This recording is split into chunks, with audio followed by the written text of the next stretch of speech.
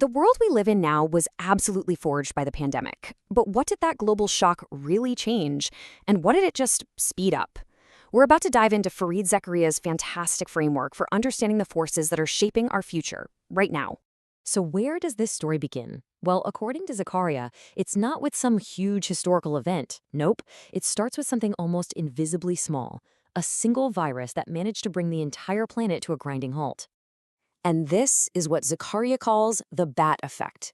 Just think about it for a second. A tiny virus circulating in a bat somewhere in China sets off a chain reaction that completely upends life for billions of people. It's just a crazy reminder that in our hyper-connected world, the smallest spark can start the biggest fire. And that's exactly what we saw happen. The virus wasn't just a health crisis, right? It triggered what engineers call a cascading failure across all of our global systems. The medical emergency led to lockdowns, which then led to a total economic shutdown that Zakaria calls the Great Paralysis. And this gets us to what is maybe the single most important takeaway from his whole argument. The pandemic wasn't some turning point that created a brand new world. No. It was a massive accelerator. It was like hitting fast forward on trends that were already happening, cramming basically a decade of change into just a few short months. All right, so let's dive into that first great acceleration, the sudden, kind of forced migration of our entire lives online. For years, we had all this tech for remote work, telemedicine, online learning, you name it. But what was the real barrier? It wasn't the technology, it was us. It was our old habits, our attitudes. The pandemic just completely obliterated that resistance, forcing everyone, businesses, people, to adapt practically overnight. And you know what? It actually worked. And this shift is here to stay. Just take Tata Consultancy Services, one of India's biggest companies. They figured out they could keep up productivity while slashing office costs and giving their employees way more flexibility. So this isn't some temporary fix, it's a fundamental change in how we think about work itself. And this, of course, brings us to the next massive challenge. As our digital lives get more efficient, the role of artificial intelligence just gets bigger and bigger.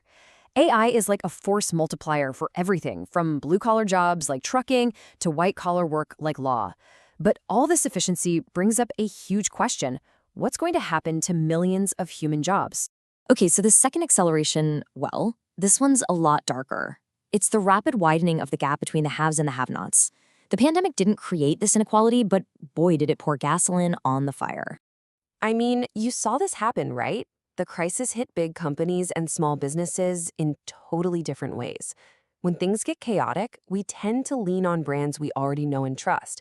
The big corporations had the money and the connections to survive and even thrive, while Main Street just got devastated. And this divide was literally a matter of life and death. The virus itself doesn't care how much money you have, but its effects absolutely do.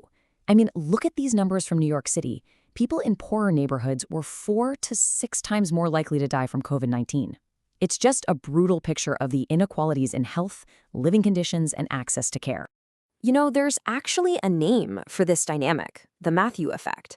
Government moves, like central banks propping up the stock market, overwhelmingly helped the wealthy who own assets.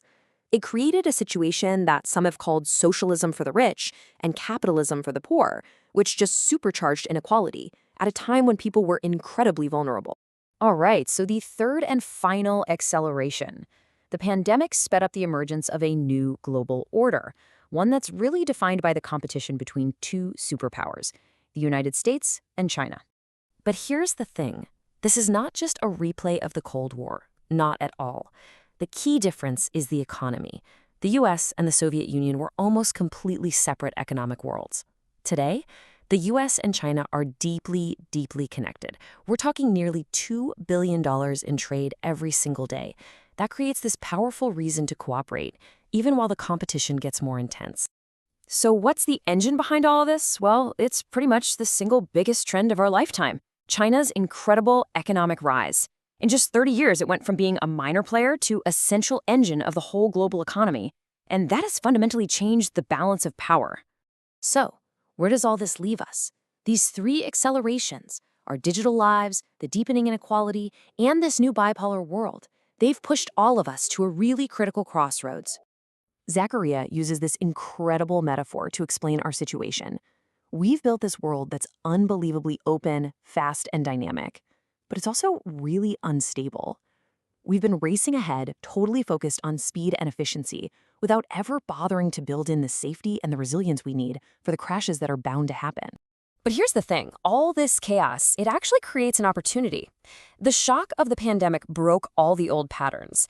And in this moment of confusion and disorientation, we have this rare, maybe fleeting, chance to actually grab the steering wheel and choose which way we want to go. So the real takeaway here isn't just about what happened. It's about what happens next. The path forward isn't set in stone. The pandemic didn't write our future for us. It just delivered it to our doorstep a lot faster than we expected. The trends are clear, but how we respond? Well, that's not. The real question now is what kind of world are we going to build from here?